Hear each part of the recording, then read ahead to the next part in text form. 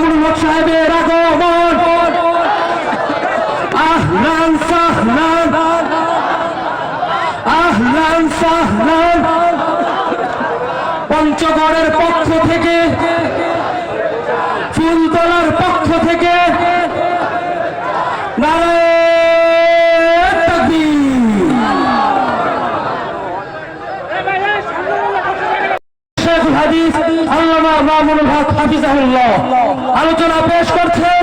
শেখুল হাদিস ইবনে শেখুল হাদিস আল্লামা মামুনুল হক হাফিজাহুল্লাহ, শেখুল হাদিস জামিয়া রহমানিয়া আরাবিয়া মোহাম্মদপুর ঢাকা। আমি হযরতকে তার আলোচনা পেশ করার জন্য বিনয়ের সাথে অনুরোধ করছি।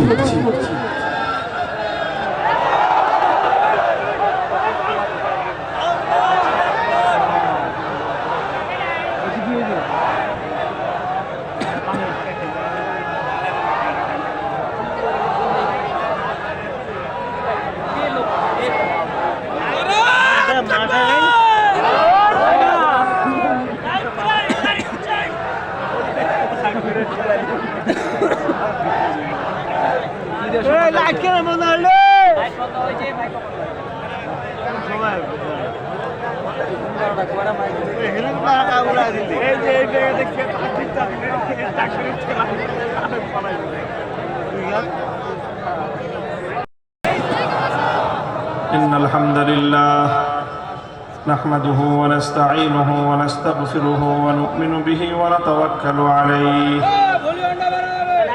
ونشهد أن لا إله إلا الله وحده لا شريك له ونشهد أن سيدنا ومولانا محمدا عبده ورسوله صلى الله تعالى عليه وعلى آله وأصحابه وبارك وسلم تسليما كثيرا. أما بعد فأعوذ بالله من الشيطان الرجيم. بسم الله الرحمن الرحيم. إنك لا تهدي من أحببت ولكن الله يهدي من يشاء وهو أعلم بالمهتدين. بارك الله لنا ولكم في القرآن العظيم ونفعنا وإياكم بالآيات والذكر الحكيم. اللهم صل على محمد وعلى آل محمد كما صليت على إبراهيم وعلى آل إبراهيم إنك حميد مجيد. اللهم بارك على محمد وعلى آل محمد كما باركت على إبراهيم وعلى آل إبراهيم إنك حميد مجيد.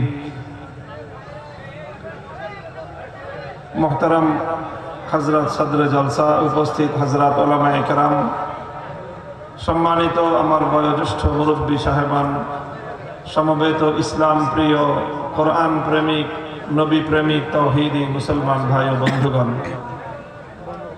পর্দার অন্তরালে অবস্থানরত আমার সম্মানিত মা ও বোনেরা, আজকে আপনাদের বাংলাদেশের একেবারে এক সীমান্ত অঞ্চল পঞ্চগড় জেলার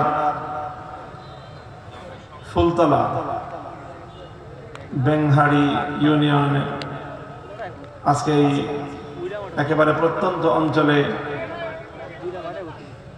এই মাহফিল অনুষ্ঠিত হচ্ছে, যেখানে আপনারা বিপুল পরিমাণ ধর্মপ্রাণ মুসলমান আল্লাহর দ্বীনের মহব্বতে, উলামায়ে কেরামের ভালোবাসায় এখানে জমায়েত হয়েছেন এবং দীর্ঘ সময় ধরে দেশের বরেণ্য আলেমদের কাছ থেকে গুরুত্বপূর্ণ আলোচনা আপনারা শুনেছেন। আল্লাহ পাক রব্বুল আলামিন আজকের এই মাহফিলকে কবুল করেন এবং এই পর্যন্ত যে আলোচনাগুলো হয়েছে সেই আলোচনাগুলো আমাদেরকে হৃদয়ঙ্গম করার, বুঝবার এবং এর সহি কথাগুলোর উপর আমল করার তৌফিক দান করেন। এখন আসলে মাহফিলের পড়ন্ত বেলা, আপনারা অপেক্ষায় আছেন, মাহফিলের শেষ মোনাজাত হয়ে যাবে, আপনারা যার যার বাড়িতে ফিরবেন ইনশাল্লাহ। তো আসলে এরকম প্রত্যন্ত অঞ্চলের একটা গ্রামাঞ্চলে এই বিপুল পরিমাণ উপস্থিতি, এটা আমি মনে করি এলাকার মানুষের জন্য একটা স্মরণীয় ঘটনা, আপনাদের জন্য একটা গৌরবের বিষয়। এবং আপনাদের এখান থেকে এই বার্তাটা সারা বাংলাদেশে পৌঁছে যাচ্ছে যে বাংলাদেশে একটা নতুন জাগরণ শুরু হয়েছে। সেই জাগরণটা হলো মানুষ ইসলামের প্রতি, ধর্মের প্রতি, কোরআনের প্রতি মানুষের একটা বাঁধ ভাঙ্গা জোয়ার ছুটেছে। আমরা যারা আল্লাহ পাক রব্বুল আলামিন আমাদেরকে আলেম হিসেবে পরিচয় দান করেছেন, আল্লাহ পাক আমাদের যাদেরকে কোরআন হাদিস নিয়ে পড়াশোনা করার তৌফিক দান করেছেন, যাদেরকে আল্লাহ পাক রব্বুল আলামিন আপনাদের দৃষ্টিতে সম্মানিত বানিয়েছেন, আমরা যদি আলেম সমাজ এই জাতিকে সঠিকভাবে পথ নির্দেশনা দিতে পারি, তাহলে আজকের এই মাহফিলটাই আমাদেরকে এই বার্তা দেয় যে এই বাংলাদেশটা আসলে ইসলামের বাংলাদেশ। আলহামদুলিল্লাহ। তবে এই প্রেরণাটা ধরে রাখতে হবে, সকল ক্ষেত্রে ধরে রাখতে হবে। প্রস্তুত আছেন তো ইনশাআল্লাহ?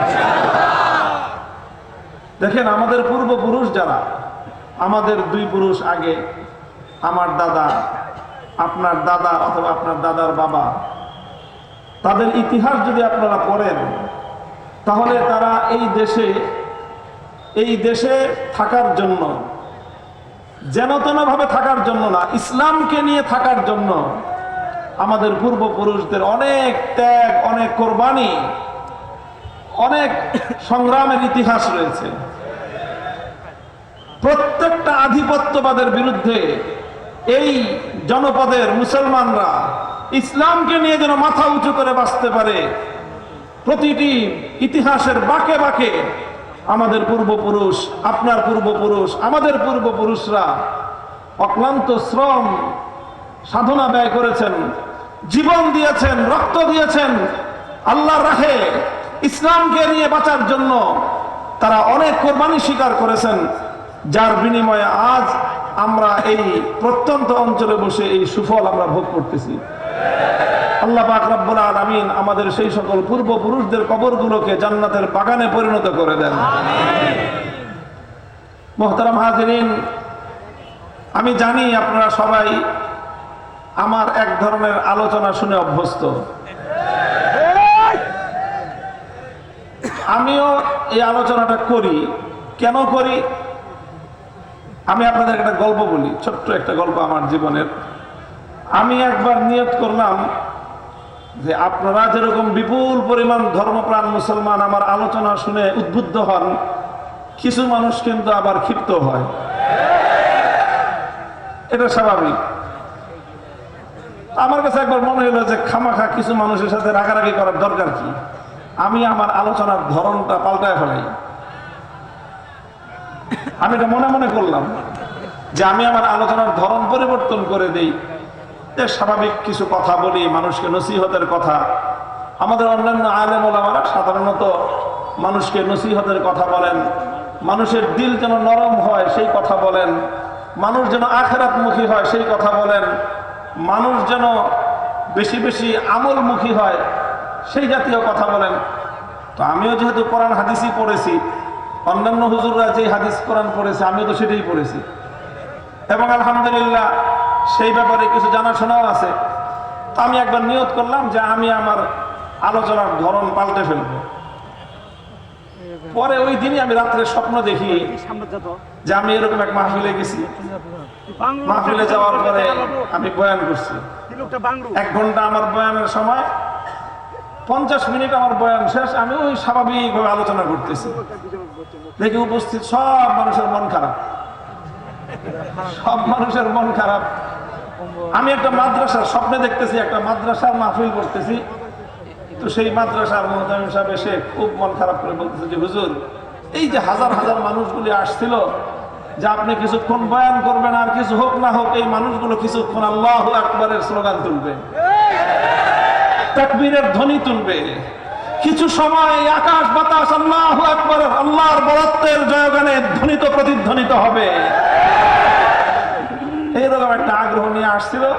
কিন্তু আজকে আপনি যে কি যে ওয়াজ করলেন, এই মানুষগুলো একবার আল্লাহু আকবার স্লোগান দেওয়ার, তাকবীর দেওয়ার সুযোগ পেল না। স্বপ্নের মধ্যে আমার মনটা খুব খারাপ হইলো যে এতগুলি মানুষ একটা নেক নিয়তে আসছে, যে কিছু তাকবীর আল্লাহু আকবার বলবো, নারায়ে তাকবীর বলবো, এই মানুষগুলোকে আমি হতাশ করলাম। আমি তখন ওই মাদ্রাসার প্রিন্সিপাল সাহেবকে আমার বয়ান বন্ধ করে বললাম, ভাই একটা আগে বলতেন, এখন তো মাত্র আছে আর 5 মিনিট আমার সময়, আর একটু আগে যদি বলতেন তা আমি আমার বয়ানের ধাঁচ ঘুরাই দিতাম, দেখতেন মানুষ আল্লাহু আকবার নারায়ে তাকবীরের স্লোগান তুলতো। এই হলো স্বপ্ন। আমি সেদিন বুঝলাম যে হয়তো আল্লাহ পাক রব্বুল আলামিনের পক্ষ থেকে এটা আমার জন্য একটা ইশারা, যে এক একজন তো এক একটা কাজ করবে, সবাই এক কাজ করবে না। কথা বলেন ঠিক কিনা? একটা ফসলের মাঠ থেকে যদি ফসল তুলতে হয়, তাহলে অনেক রকমের কাজের প্রয়োজন হয়। সবাই মিলে এক কাজ করলে সেই মাঠ থেকে কিন্তু ফসল ঘরে তোলা যাবে না। কিছু মানুষ আছে বা এক ধরনের মেহনত আছে, যে এই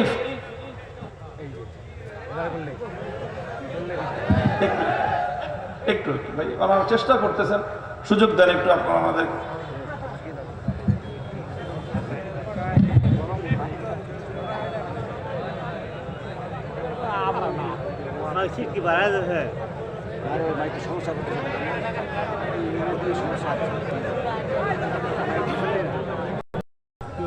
যে একটা ফসলের মাঠ থেকে ফসল ঘরে তুলতে হলে অনেক রকম কাজের প্রয়োজন হয়। কথা ঠিক কিনা? কিছু মানুষ আছে, তাদের ট্রাক্টর আছে, তারা ক্ষেতের পর ক্ষেত, মাঠের পর মাঠ, বিলের পর বিল, তারা শুধু কি করে? হাল চাষ করে। এরপরে আবার সেখানে হাল চাষ করার পরে সেখানে রোয়া লাগাইতে হয়। রোয়াই তো বলেন আপনারা নাকি? তো কিছু মানুষ আছে যারা এই রোয়ার ব্যবসা করে। এরপরে রোয়া লাগাইলেই কি ধান হয়ে যায়? এরপরে কিছু মানুষ আছে সারের ব্যবসা করে, তারা সার বিক্রি করে, সার কিনে এনে মাছের ফসলের মধ্যে সার প্রয়োগ করতে হয়। শুধু রোয়া লাগায় সার দিলেই ফসল হয়ে যায়, সেচের পানি দিতে হয় না? কি বলেন? কিছু মানুষ আছে সেচের পানি দেওয়ার ব্যবসা করে, তাদের মাধ্যমে পুরা মাঠের ফসলের মাঠে সেচের পানি সিঞ্চন হয়। কিছু মানুষ আছে কামলার দিয়ে তারা ক্ষেত নিড়ায় দেয়। এই সব কাজ শেষ হওয়ার পরে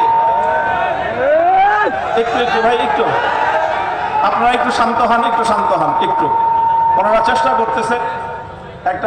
একটা সিস্টেম ফেল করছে, অনেক বড় আয়োজন, ইনশাল্লাহ ওনারা মেহনত করে ঠিক করে ফেলবে। আর ভাই বিরক্ত হওয়ার কথা আমার, আপনারা বিরক্ত হন কেন? আপনারা একটু ধৈর্য ধরেন, ইনশাল্লাহ ঠিক হয়ে যাবে। তো এইভাবে প্রত্যেকে যার যার মেহনত যখন করে, যার ট্রাক্টর সে যদি হাল চাষ করে, যে রোয়ার ব্যবসায়ী সে যদি রোয়া সাপ্লাই দেয়, যে সারের ব্যবসায়ী সে যদি সার সাপ্লাই দেয়, যে সেচের কাজ করে সে যদি সেচ দিয়ে পানি সিঞ্চন দেয়, কামলারা এসে যদি ক্ষেত নিড়ায়, আর সর্বশেষ যখন ফসলটা পরিপক্ক হয়ে যায়, তো ফসল কাটার জন্য আরেক শ্রেণীর কামলা আছে, তারা এসে যদি ফসলটা কেটে দেয়, তখন এই শূন্য মাঠ থেকে সোনালী ফসল দিয়ে আপনার গোলা ভরবে। দেখেন আমাদের ইসলামটা ঠিক এরকম। ইসলামের বহুমুখী খিদমত, বহুমুখী কার্যক্রম আছে। আমাদের মধ্যে কিছু ভাই আছেন যারা মানুষের হৃদয়কে নরম করে দেন, বিগলিত করে দেন, কান্না মাখা কণ্ঠে তারা মানুষকে হাতে পায়ে ধরে তারা মানুষকে আল্লাহমুখী করার চেষ্টা করেন, পরকালের স্মরণ করায় দেওয়ার চেষ্টা করেন।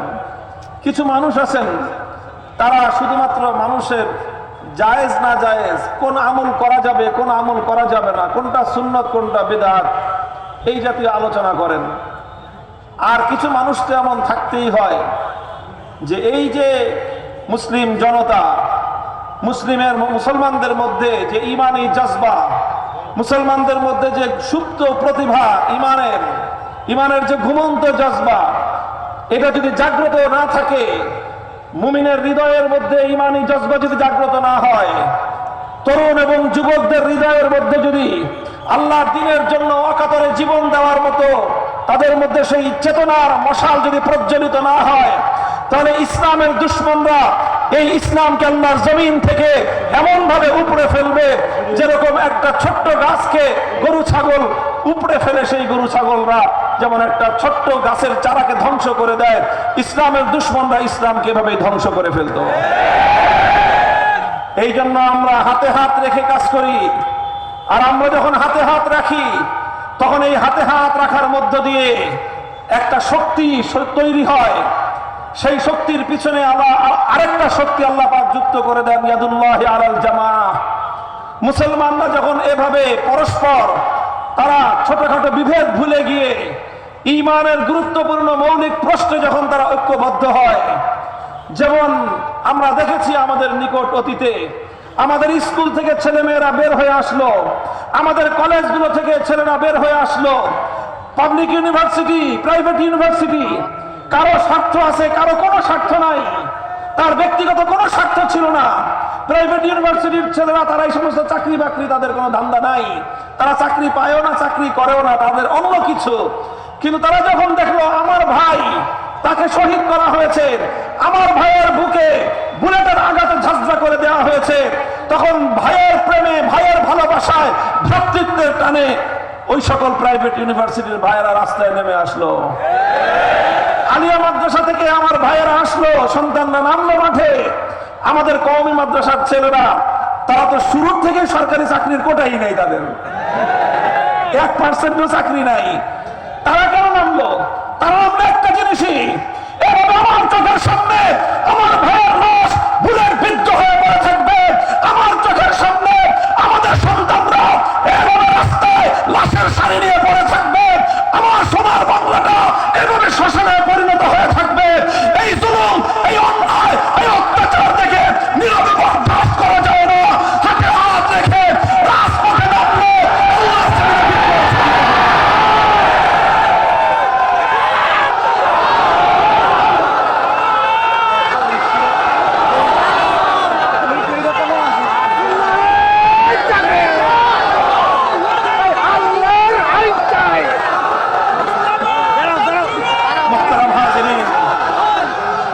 এই জন্য আমি আপনাদেরকে যে বার্তাটা দিতে চাই, আমি যে আলোচনাটা শুরু করেছি, আমি জানি আপনারা আমার কাছ থেকে এই ধরনের আলোচনা শোনার জন্য অপেক্ষা করে আছেন। এখন এত মানুষ, আপনাদের এই নিয়তটা নেক নিয়ত, আপনাদের এখানে দুনিয়ার কোনো স্বার্থ নাই। আমি ওই কথা বলার মধ্যে আমারও দুনিয়ার কোনো স্বার্থ নাই, ঝুঁকি আছে। এই ধরনের কথা বললে এটার মূল্য পরিশোধ করতে হয়। এই 3 বছর যে জেল খাটলাম, এই অপরাধ ছাড়া আর কোনো অপরাধ ছিল না। মূল্য পরিশোধ করতে হয় জেনেও আমরা বলি, কারণ এজন্যই বলি যে আমি বিশ্বাস করি আমাদের পূর্বপুরুষদের রক্ত, ঘাম আর অস্ত্র ইনশাআল্লাহ একদিন রং আসবে, আল্লাহর জমিন ইসলামের বিপ্লব হবে, ইসলামের বিপ্লব হবে ইনশাআল্লাহ।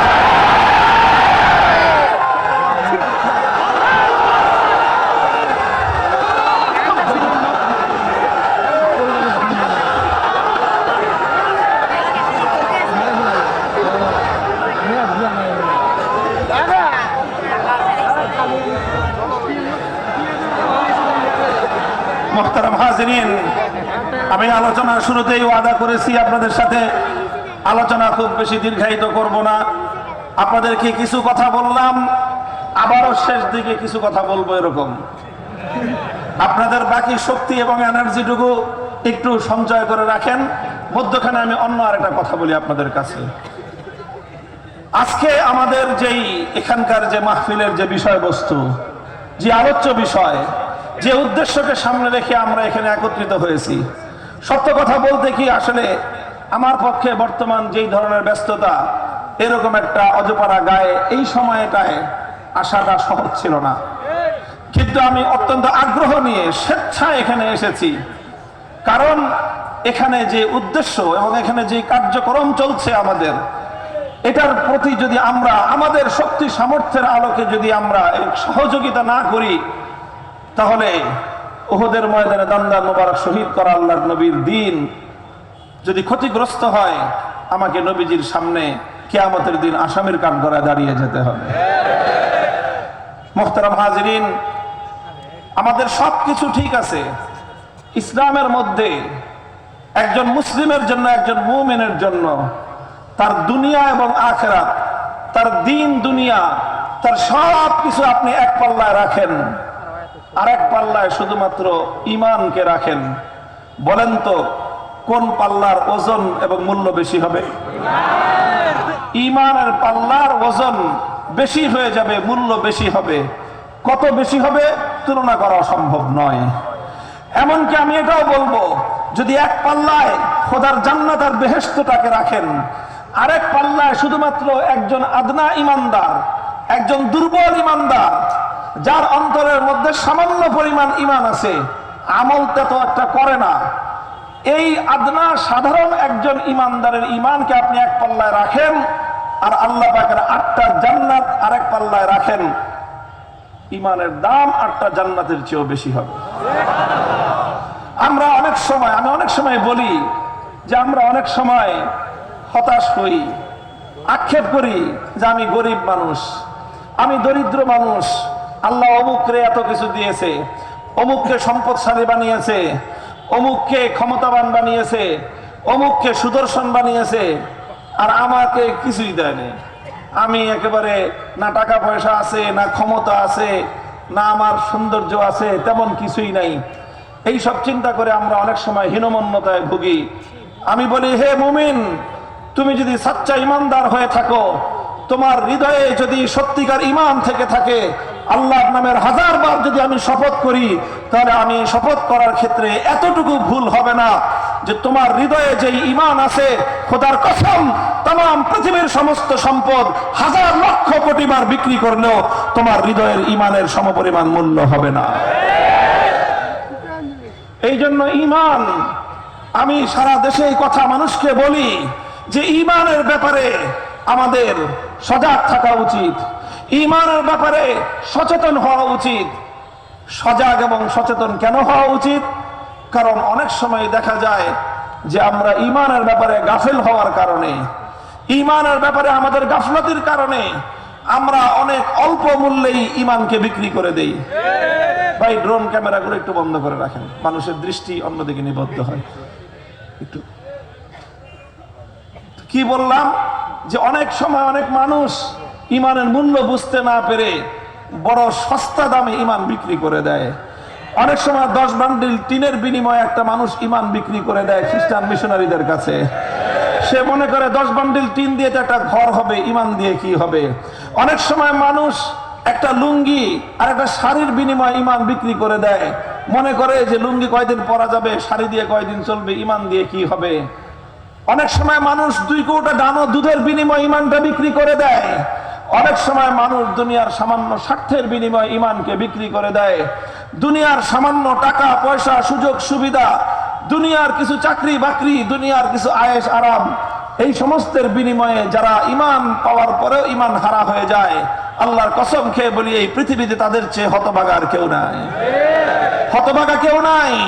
হে ঈমানদার, তুমি নিজেকে সৌভাগ্যবান মনে করো, তুমি নিজেকে গর্বিত মনে করো, তুমি নিজেকে পৃথিবীর সবচেয়ে সম্পদশালী মনে করতে পারো।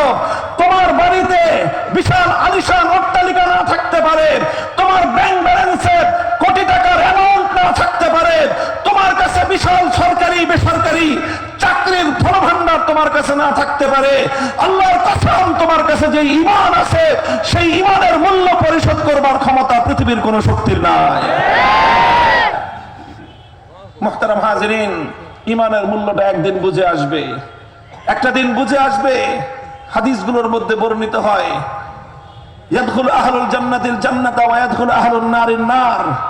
আল্লাহ পাক রব্বুল আলামিন যখন আখিরাতে কিয়ামতের দিন সিদ্ধান্ত দিবেন, বিচার করবেন, বিচার করে মানুষ দুই ভাগে ভাগ হবে, ফারিকুন ফিল জান্নাতি ওয়া ফারিকুন ফিস সাঈর। একদল যাবে আল্লাহর জান্নাতে, আর একদল যাবে আল্লাহর জাহান্নামে, দোজখে জ্বলবে। জান্নাতে যারা গেল তো গেলই, যারা একবার জান্নাতে গেছে তো গেছে। যারা জাহান্নামে গেল তাদের মধ্যে আবার দুইটা শ্রেণী হবে। যারা দোজখে গেল তাদের মধ্যে কয় ভাগ? জোরে বলেন কয় ভাগ? তাদের মধ্যে দুই ভাগ হবে। এক ভাগ হলো আল্লাহ পাক রব্বুল আলামিন যাদেরকে নানা গুনাহের কারণে, বদ আমলের কারণে, নানা ধরনের গুনাহের আমলের কারণে আল্লাহ পাক যাদেরকে জাহান্নাম দিয়েছেন, এদের এক একজনের জন্য এক একটা সাজার মেয়াদ থাকবে, পানিশমেন্টের মেয়াদ। কারো জন্য 20 বছর, কারো জন্য 50 বছর, কারো জন্য 100 বছর, কারো জন্য 1000 বছর, কারো জন্য 1 লক্ষ বছর। যেভাবেই হোক, যার যেই পরিমাণ অপরাধ, যার যেই পরিমাণ গুনাহ, সে সেই পরিমাণ গুনাহের সাজা ভোগ করবে। আল্লাহ পাক অনেককে আবার সাজা রেয়াত দিবেন। রেয়াত বুঝেন না? 50 বছরেরটা আল্লাহ পাক কমায় দিবেন, যে যা তার জন্য হাফ কনসেশন, অর্ধেকটা খাইটা তারপরে তুই মুক্ত। আল্লাহ পাক এটা করবেন। করতে করতে এইভাবে সমস্ত যাদের অন্তরের মধ্যে ঈমান ছিল, আল্লাহ পাক রব্বুল আলামিন পর্যায়ক্রমে যার যার সাজা খাটা হিসেবে তাদেরকে আল্লাহ পাক জাহান্নাম থেকে মুক্ত করে আনবেন। মুক্ত করতে করতে করতে করতে এমন একটা মানুষকে আল্লাহ পাক রব্বুল আলামিন মুক্ত করবেন বিভিন্ন ভাবে। নবীরা, আম্বিয়ায়ে কেরাম সুপারিশ করবেন। আল্লাহ পাক আম্বিয়াদেরকে বলবেন যে দেখেন কাদের হৃদয়ে ঈমান আছে, ঈমানদারদেরকে আপনি বের করে নিয়ে আসেন। ফেরেশতাদেরকে আল্লাহ বলবেন যে যাও আমার বান্দাদের মধ্যে, জাহান্নামের মধ্যে যাদের হৃদয়ে দেখবা, মান কানা ফি কলবিহি মিসকালু হাববাতিন মিন খারদালিন মিন ঈমান, যার হৃদয়ে সরিষার দানা পরিমাণ ঈমান পাইবা, ওকেও জাহান্নাম থেকে বের করে আনো। এমন অনেক মানুষ বের করবে। বের করার পরে ফেরেশতাদেরকে আল্লাহ জিজ্ঞাসা করবেন, আর কোন ঈমানদার নাই জাহান্নামের মধ্যে? ফেরেশতারা বলবে যে না আল্লাহ, আর কোন ঈমানদার নাই। এরপরে আল্লাহ পাক রব্বুল আলামিন বলবেন যে না, জাহান্নামের মধ্যে এখনো এমন মানুষ আছে যার হৃদয়ের মধ্যে ঈমান এত সূক্ষ্ম, এত ক্ষুদ্র যে কোন নবী এটা খবর পায় নাই, কোন ফেরেশতা সেটা জানতো না, একমাত্র আলিমুল গায়ব আমি আল্লাহ জানতাম। আল্লাহ কুদরতের মাধ্যমে সর্বশেষ ওই লোকগুলোকে বের করবেন। এমন অবস্থায় বের করে আনবেন যারা আগুনে পুড়তে পুড়তে কালো কয়লার মতো হয়ে গেছে, দেখতে কালো কুচকুচে দেখা যায়। আল্লাহ পাক রব্বুল আলামিন তাদেরকে জাহান্নাম থেকে বের করে বেহেশতের দরজার পাশ দিয়ে একটা নহর প্রবাহিত হবে, যেটাকে বলা হবে নাহরুল হায়াত। আল্লাহ পাক ওদেরকে নাহরুল হায়াতের মধ্যে গোসল করাবেন, একটা ডুব দেওয়াবেন। ফাইজা হুয়া কাআহসানি মা আনতা রাইন, ওই পানির মধ্যে একটা ডুব দেওয়ার সাথে সাথে পৃথিবীর সবচেয়ে সুদর্শনতম মানুষ এসে পরিণত হয়ে যাবে। এরপর আল্লাহ পাক তাকে জান্নাতে দিয়ে দিবেন। এমন একটা সময় আসবে যে দোজখের মধ্যে আর কোন ঈমানদার নাই, সর্বশেষ ঈমানদার ব্যক্তিকে আল্লাহ বের করে জান্নাত দিয়ে দিয়েছেন। আর সমস্ত ঈমানদাররা জান্নাতে চলে গেছে। জাহান্নামে থাকলো শুধু কারা? শুধু কারা? জোরে বলেন শুধু কারা? শুধু যারা বেঈমান, যারা কাফের, যারা মুশরিক, শুধু তারাই জাহান্নামে থেকে গেল। এমন একটা সময় ঈমানদাররা শুধু জান্নাতে, বেঈমানরা শুধু জাহান্নামে। বেঈমানদের হৃদয়ের মধ্যে ছোট্ট একটা আশার আলো ধিকি ধিকি জ্বলতে থাকবে, ছোট্ট একটা আশার আলো। দোজখের মধ্যে তো শান্তির কিছুই নাই, সব কষ্ট কষ্ট কষ্ট। কিন্তু এই সকল বেঈমানদের অন্তরের মধ্যে ছোট্ট ক্ষুদ্র একটা আশার আলো নিবু নিবু করে জ্বলতে থাকবে। কি আশা? যে আল্লাহ এত দয়ালু, একদিন না একদিন আল্লাহ আমাদের দিকে তাকাবেন, আল্লাহ আমাদেরকে হয়তো মুক্ত করে দিবেন। এই একটা আশা নিয়ে ওরা জাহান্নামের মধ্যে জ্বলতে থাকবে। আর ওদিকে যারা বেহেশতের অধিবাসী ঈমানদার, তাদের তো ওয়ালাকুম ফিহা মা তাশতাহি আনফুসুকুম, যা চায় চাওয়ার আগেই তাই হাজির। সুখ আর শান্তির কোনো অভাব নাই, তাদের আর কোনো চাওয়া পাওয়ার কিছু নাই, সব চাওয়া পাওয়া শেষ। সমস্ত নবীর সঙ্গে দেখা শেষ, আখেরি পয়গম্বরের সঙ্গে এক মজলিসে বসে গল্প গুজব করাও শেষ। সবচেয়ে বড় নিয়ামত আল্লাহ পাক রব্বুল ইজ্জতের দিদার ইলাহি, মাওলায়ে পাককে দেখাও শেষ। আর সমস্ত নাজ নিয়ামত সব তারা ভোগ করতেছে, আর কোনো কিছুর অভাব তাদের নাই। শুধু একটা ভয় অন্তরের মধ্যে আছে, ছোট্ট একটু ভয়, যে এত সুখে রাখছে আল্লাহ, যদি আবার কোনোদিন বলে যে আমার জান্নাত খালি কর, তখন কি অবস্থাটা হবে আমাদের? এই একটা ভয় জান্নাতীদের অন্তরের মধ্যে থাকবে, কিন্তু ভয়ে কেউ কিছু বলবে না যে খামাখা মনে করা দেওয়ার দরকার কি, আছি তো ভালোই আছি, কিন্তু মনে মনে ভয়টা সবারই থাকবে।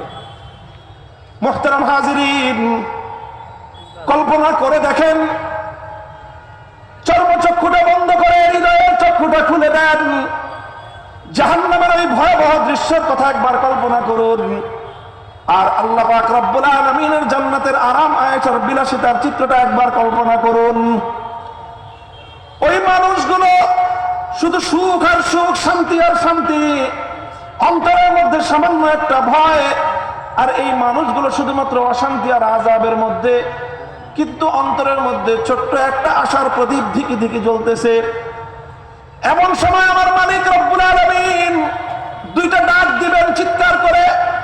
প্রথমে আল্লাহ বলবেন ইয়া আহলাল জান্নাহ, এরপরে বলবেন ওয়া ইয়া আহলান নার, হে জান্নাতের অধিবাসীরা তাকাও আমার দিকে। আরেকটা ডাক দিবেন, ও দোজখবাসীরা তোমরাও তাকাও আমার দিকে। হাদিসের ভাষ্য ফায়াশরাইবুন, জান্নাতের সমস্ত ঈমানদাররা আল্লাহর ডাকের দিকে মাথা তুলে তাকাবে, কলিজার মধ্যে ছ্যাপ করে উঠবে, ডাকে কেন মালিক? আমাদের তো আর কিছু চাওয়া পাওয়ার নাই, সব তো দেওয়া শেষ, আবার ডাকে কে? না জানি আল্লাহ এখন বলবে যে আমার জান্নাত খালি করো।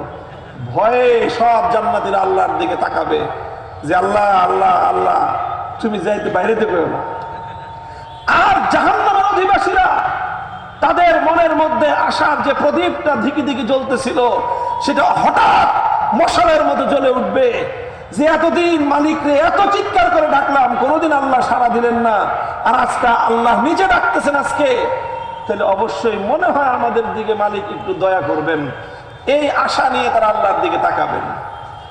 যখন জান্নাত এবং জাহান্নামের উভয় অংশ, উভয় দল আল্লাহর দিকে তাকালো, আল্লাহ পাক রব্বুল আলামিন তাদেরকে বলবেন তোমরা আরাফের দিকে তাকাও। আরাফ হলো জান্নাত এবং জাহান্নামের মধ্যবর্তী একটা পার্টিশন। আরাফের দিকে তাকাবে, জান্নাতীরাও দেখতে পাবে, জাহান্নামীরাও দেখতে পাবে। আল্লাহ বলবেন কিছু দেখা যায়? বলবে যে আল্লাহ দেখা যায়। কি দেখা যায়? একটা মোটা তাজা ভেড়া, ভেড়া ছিলেন না, বকরি, ভেড়া বকরি, সেই ভেড়ার মতো। তো আল্লাহ বলবেন চিনো এটাকে? সবাই বলবে চিনি, এটা তো ভেড়া, বকরি, বকরি ভেড়া। আল্লাহ বলবেন যে দেখতে বকরির মতো, ভেড়ার মতো, কিন্তু এটা আসলে প্রকৃত ভেড়া নয়। আল্লাহ পাক রব্বুল আলামিন মৃত্যুকে কাহাইয়াতি কাবশিন আমলাহা, একটা মোটা তাজা ভেড়ার আকৃতিতে আল্লাহ পাক মৃত্যুকে হাজির করবেন। কাকে? ভাই মৃত্যুকে কেউ দেখছেন কোনোদিন? মৃত্যু দেখা যায় না, ধরা যায় না, ছোঁয়া যায় না, কিন্তু কেউ অস্বীকার করতে পারবে? বলেন। কিয়ামতের দিন সেই কঠিন সময়ে জান্নাত থেকে প্রত্যেকটা জান্নাতবাসী, প্রত্যেকটা দোজখবাসী সেই দিন মৃত্যুকে তার একটা আকৃতিতে দেখবে, সেটা হলো একটা ভেড়ার আকৃতিতে দেখবে। আল্লাহ বলবেন যে এটার নাম হলো মৃত্যু। এটা দেখতে ভেড়ার মতো দেখা যায়, কিন্তু এটা আসল ভেড়া নয়, এটা হলো মওত। এটা সেই মৃত্যু যে মৃত্যুর হাত থেকে তোমরা কেউ নিস্তার পাও নাই। এটা সেই মৃত্যু যে মৃত্যু কোন নবীকে ছাড়ে নাই, যে মৃত্যু কোন ফেরেশতাকে ছাড়ে নাই, এমনকি যে মৃত্যু মালাকুল মউতকে পর্যন্ত ছাড়ে নাই। কুল্লু নাফসিন যায়িকাতুল মউত। আল্লাহ পাক রব্বুল আলামিন যখন ইসরাফিল আলাইহিস সালাতু ওয়াস সালাম সিংহায় ফুৎকার করবেন, সিংহায় ফুৎকারে तमाम পৃথিবী লণ্ডভণ্ড হয়ে যাবে, সমস্ত মানুষ ধ্বংসপ্রাপ্ত হয়ে যাবে, মহাপ্রলয় ঘটে যাবে, আসমান ভেঙে পড়বে, পাহাড়গুলো বালুর মতো, তুলার মতো উঠতে থাকবে। সব মানুষ ইসরাফিল আলাইহিস সালাতু ওয়াস সালামের সিংহার এই মহাপ্রলয়ঙ্কারী আওয়াজে সব মৃত্যুবরণ করবে, মৃত্যুর কোলে ঢলে পড়বে। দুজন ফেরেশতা সর্বশেষ অবশিষ্ট থাকবেন, মালাকুল মউত আর ইসরাফিল আলাইহিস সালাম। আল্লাহ পাক রব্বুল আলামিন মালাকুল মউতকে জিজ্ঞাসা করবেন, মালাকুল মউত কে কে আছে?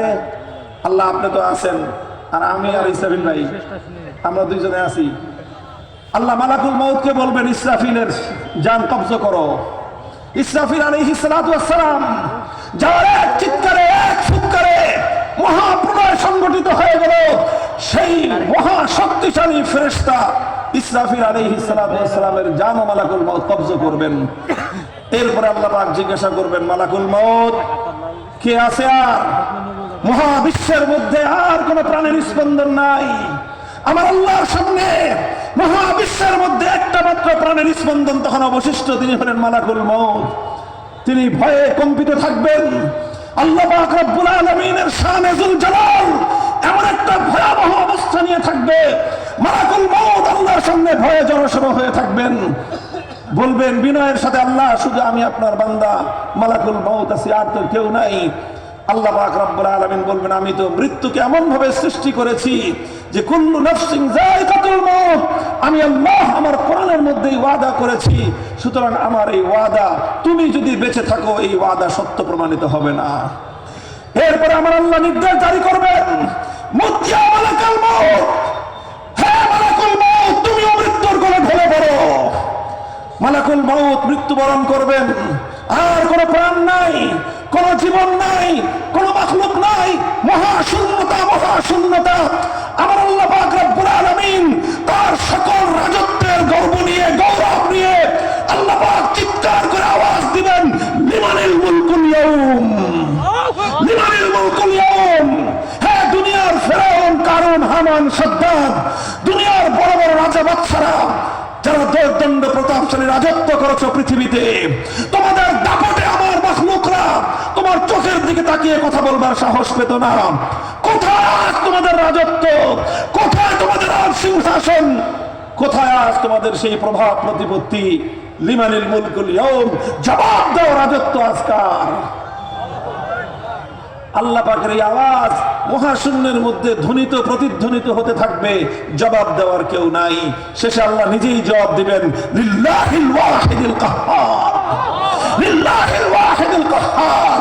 হে দুনিয়ার মুসলমান, হাতগুলো মুষ্টিবদ্ধ করে হৃদয়ের গহীন থেকে ঈমানি জজবায় শানিত হয়ে চিৎকার করে বলো, রাজত্ব একমাত্র কার, ক্ষমতা একমাত্র কার,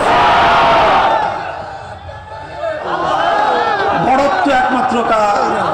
বলেন, বড়ত্ব একমাত্র কার? আল্লাহর সামনে যারা বড়ত্ব ফলাতে আসবে, যে আল্লাহর বিধানের সামনে নিজের বড়ত্ব প্রমাণ করার চেষ্টা করবে, যে কোনো ব্যক্তি, যে কোনো গোষ্ঠী, যে কোনো দল আমার আল্লাহর বিধানের সামনে বড়ত্ব ফলাতে আসবে, ইমানদারদের দায়িত্ব আর কর্তব্য হলো সে যত বড় শক্তিমান হোক না কেন, ওর মাথা পায়ের নিচে পিষ্ট করে দাও।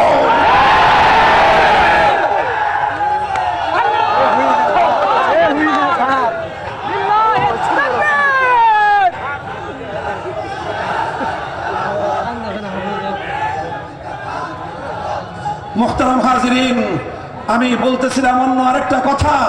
আল্লাহ পাক রব্বুল আলামিন বলবেন, এরপরে জান্নাত এবং জাহান্নাম সব তো শেষ। আল্লাহ বলবেন, এটা সেই মৃত্যু। তাকিয়ে দেখো জান্নাত আর জাহান্নামের মধ্যখানে যে ভেড়ার আকৃতিতে একটা ছোট্ট প্রাণী, এটা মৃত্যু। এটা সাধারণ কোনো প্রাণী নয়, এটা সেই মৃত্যু যে মৃত্যু জিবরাইলকেও ছাড়ে নাই। এটা সেই মৃত্যু যে মৃত্যু আমার আল্লাহ পাক রব্বুল আলামিনের হাবিবে কিবরিয়া মুহাম্মদ আরবি সাল্লাল্লাহু আলাইহি ওয়াসাল্লামকেও ছাড়ে নাই। এটা সেই মৃত্যু যে মৃত্যু মালাকুল মউত পর্যন্ত ছাড়ে নাই।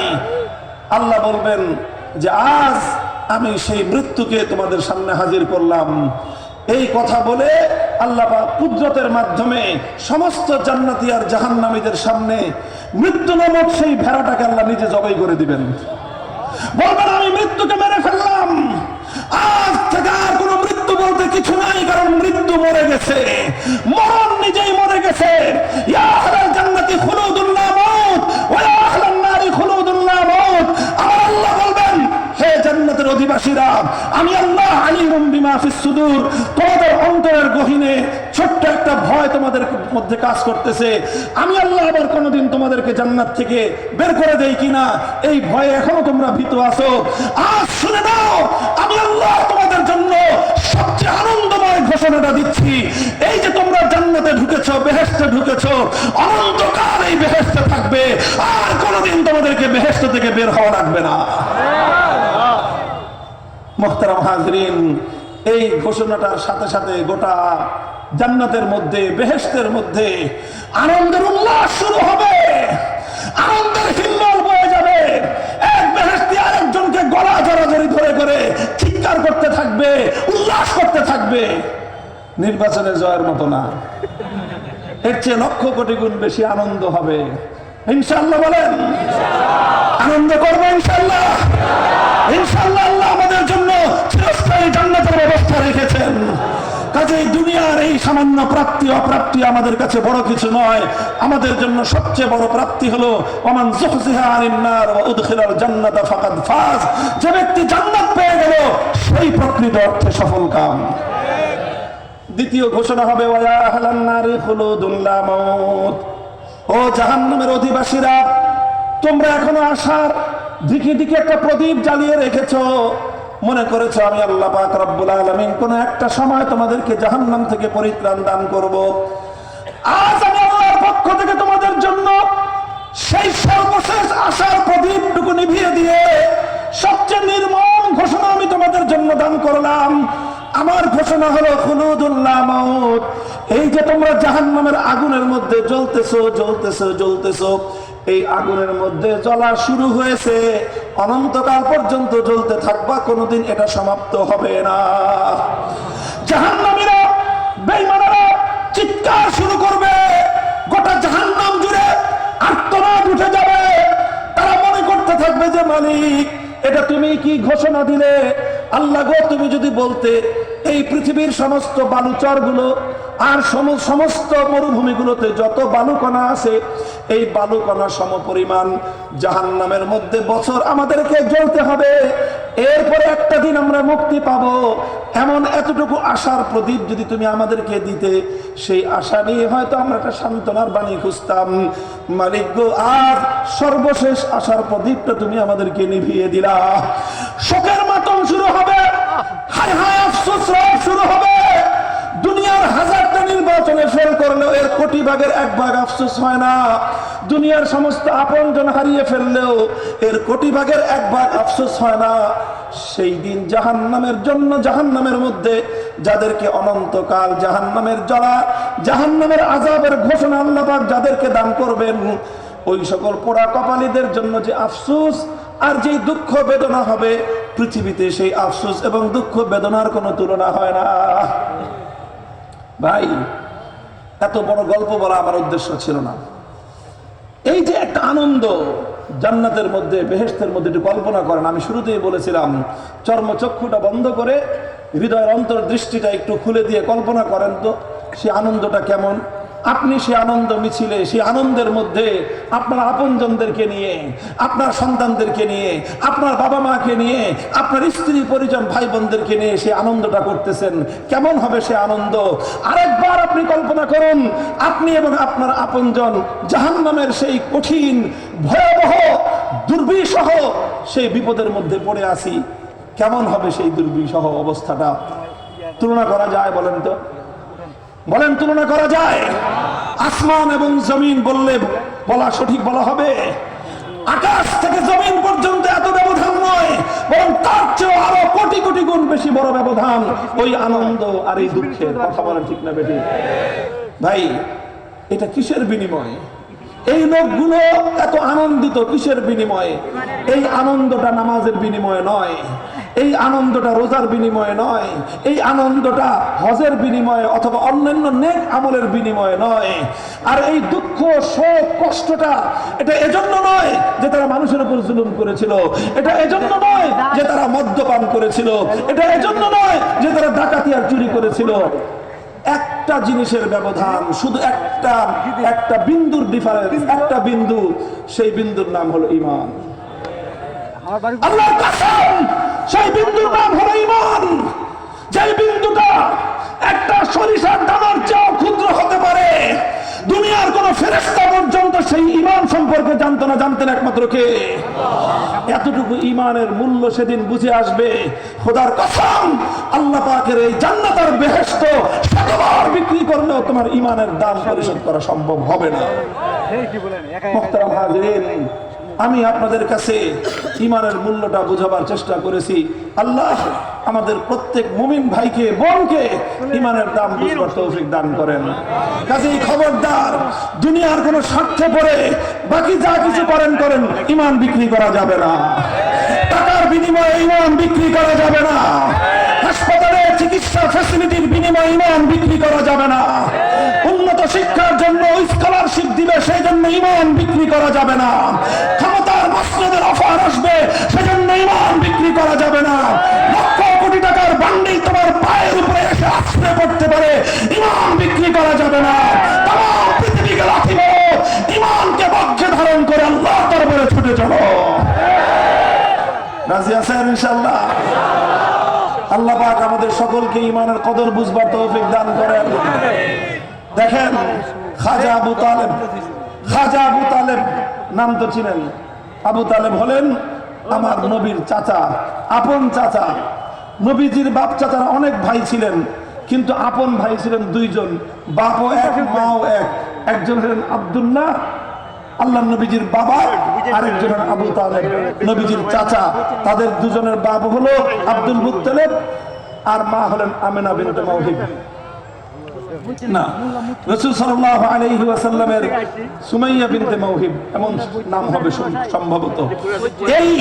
এই দুজন আপন ভাই আমার নবী নবুয়তের দীর্ঘ সময় পর্যন্ত, আল্লাহ নবীর একেবারে শৈশবকাল থেকে 40 বছর পর্যন্ত, নবুয়ত প্রাপ্তি পর্যন্ত, নবুয়ত থেকে নিয়ে শুরু করে মক্কার নির্যাতিত মাজলুমিয়াতের 9 বছর পর্যন্ত আল্লাহর নবীর সবচেয়ে বড় সহায়, সবচেয়ে বড় সাহায্যকারী, সবচেয়ে বড় আশ্রয় ছিলেন আবু তালেব।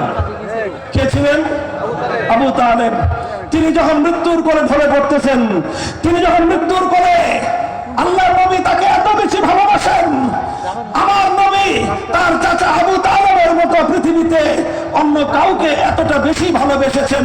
এবং অন্য কারো মৃত্যুতে, হযরত খাদিজা ছাড়া অন্য কারো মৃত্যুতে আমার নবী এতটা ভেঙে পড়েন নাই।